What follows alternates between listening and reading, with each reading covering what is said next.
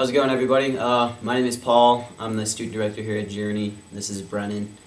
Last night we had our Hunger and Thirst, the first one. His Name High was there, and it was just, it was awesome. It was an awesome time of worship, and I know I've been really sensing that Journey, and specifically the young people, well, really all Journey is moving towards this this spirit of worship, and God really wants us to enter into His presence, and I was reading Psalm 84, and it says, "How lovely is your dwelling place, O Lord of hosts! My soul longs, indeed it faints, for the courts of the Lord.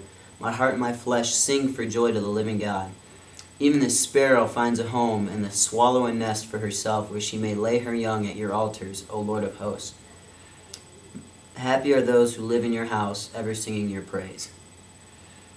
And as I was reading that verse, it just kind of struck me, it says, "How lovely is your dwelling place, O Lord of hosts! My soul longs, indeed it faints, for the courts of the Lord.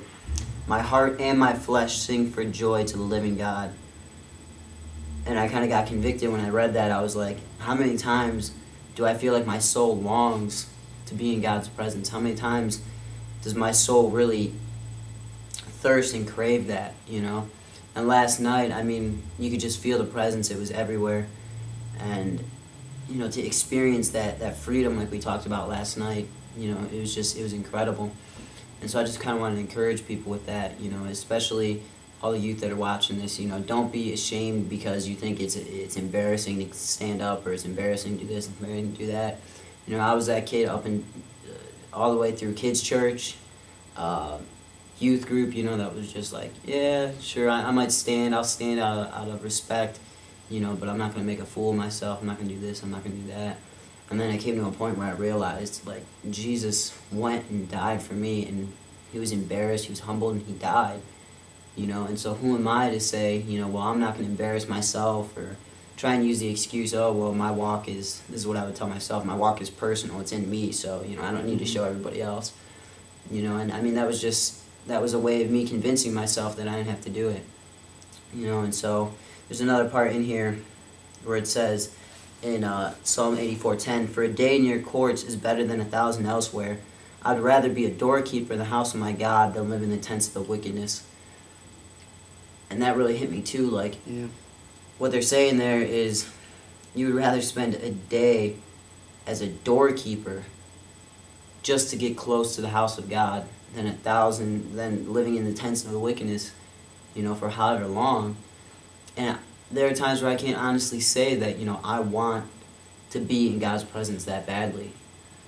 But then I came to realize it's not so much that, oh, well, God's going to instill it in me to where I want to be with him continually. No.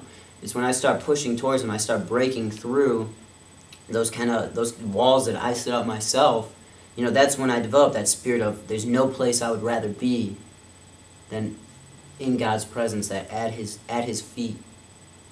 So I know I would hear things like this and I would get discouraged and just be like, well, I don't feel that way. I don't feel like I'm that guy that's up front worshiping. I don't feel like I'm that, person that's screaming and shouting or that's been miraculously set free. And then God kind of revealed to me the only reason I'm not that guy is because I've never taken that step forward. I've never pushed myself to be that guy. So kind of think about that. Go ahead, Brian. And it's funny that you say that, Paul, because I remember listening to a series by John Bevere, and he once said, when we draw near to God first, then he will draw near. We have to make the first move into drawing near to him. Yep. And to give him our all, and I think you see God moving greatly when you let go of everything, when you let everything you've got on this earth at the altar and enter into his presence.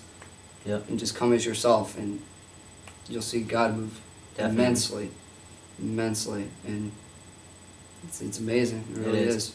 It is. So I just wanted to leave you with a couple thoughts to think about over the next few days.